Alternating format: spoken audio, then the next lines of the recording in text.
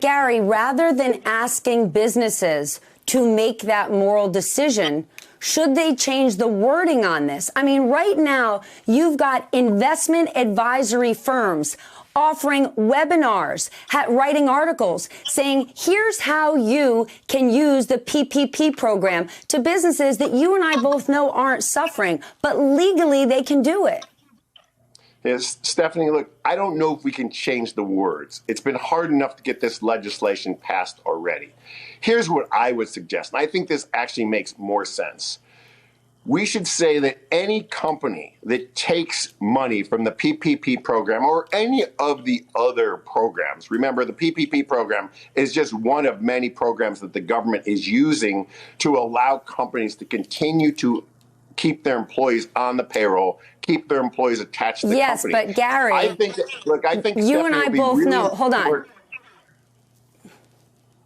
Go ahead. Yes, there's many programs, but this is the only one that's forgivable. That's why there's a mad dash for it.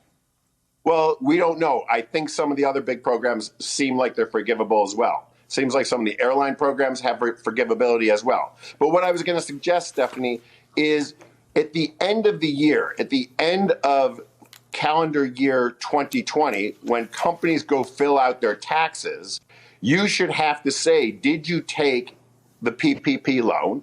If you did, and you happen to make more money in 2020 than you did in 2019, I think there should be a huge punitive tax put on you because you took a loan when you probably did not need it.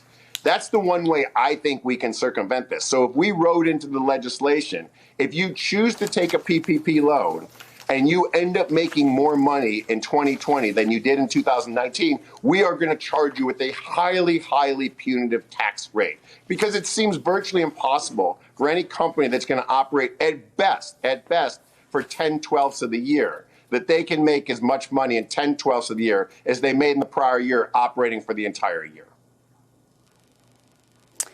What is your message to people in states, especially small businesses who are angry, who want to get back to work? Maybe they didn't get this loan and they're saying, no one is sick in my community. It's time to go back to work. How do you balance the two? I hate to say a cost benefit analysis, but it's kind of what it is. Well, Stephanie, look, the first thing that's most important is hopefully Congress this week will appropriate more money for the PPP program. So I suspect by the end of this week, banks will be back in business giving out PPP loans, and it's going to be somewhere in the $300 to $400 billion range. So there'll be another whole tranche of loan money to be given out to those companies that need it. And there's still plenty of companies that need the money. Yes, there are businesses that are desperate to go back to work, and I'm in the camp that says, look, we are going to have a very, very careful reopening of businesses. And we're going to have to look at businesses where they are, what the size of the business is, what the size of their client base is. And based on those factors, we are going to be able to reopen some of these businesses quicker than I think people are understanding. So if you run a small retail shop with 2 or 3 employees, and you typically have no more than 2 people in your store at a time, you're going to be in a relatively good position to reopen your store relatively soon, especially if you're not in a hotspot zone like a New York City or like a Chicago or a Boston.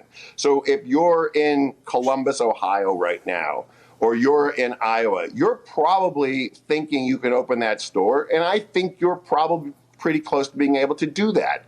So we're going to gently allow businesses to reopen.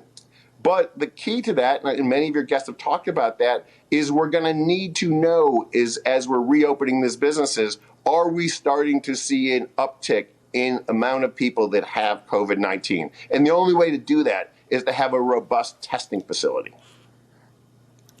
Do we need to change the next allotment of money to make sure it's getting to that small retail store instead of, let's say, private schools, private clubs, or businesses that have existing relationships with banks who naturally can get to the front of the line because the banks know them and they have to protect themselves? Well, Stephanie, look, this is an interesting discussion. Yes, we want to make sure that the most affected businesses in this country are the ones able to get the loans, not the most connected businesses. But here's where this gets quite interesting. And I think in this second bill, they're almost mandating that the money go to the community banks, the regional banks, and the smaller banks. And they're not doing that to punish the big banks. They're doing that because the smaller banks have a completely different regulatory environment in which they operate in. In 2018, Congress was, I believe, smart enough to change the Dodd-Frank regulation to take the small regional banks and the community banks out, move them outside of what we call heavy touch regulation. We moved the small banks into light touch or very low touch regulation. So if you're a bank like a JP Morgan, a Citigroup, a Wells Fargo, a JP Morgan, a Goldman Sachs, you have very high touch regulation. High touch regulation has one main intended consequence. It's to slow you down. Everything that you do as a big, globally, systemically important bank, you must do very deliberately, and you have a lot of extra paperwork that you have to fill out. The PPP program was meant to be very quick.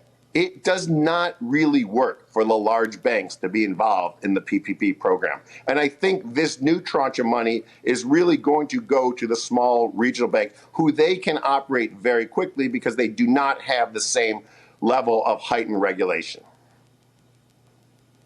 Gary, thank you for joining me today. Thank you for making us smarter on this important topic. And for businesses out there who are applying because your accountant told you you're eligible, you may want to reconsider. Hey there, I'm Chris Hayes from MSNBC. Thanks for watching MSNBC on YouTube. If you want to keep up to date with the videos we're putting out, you can click subscribe just below me or click over on this list to see lots of other great videos.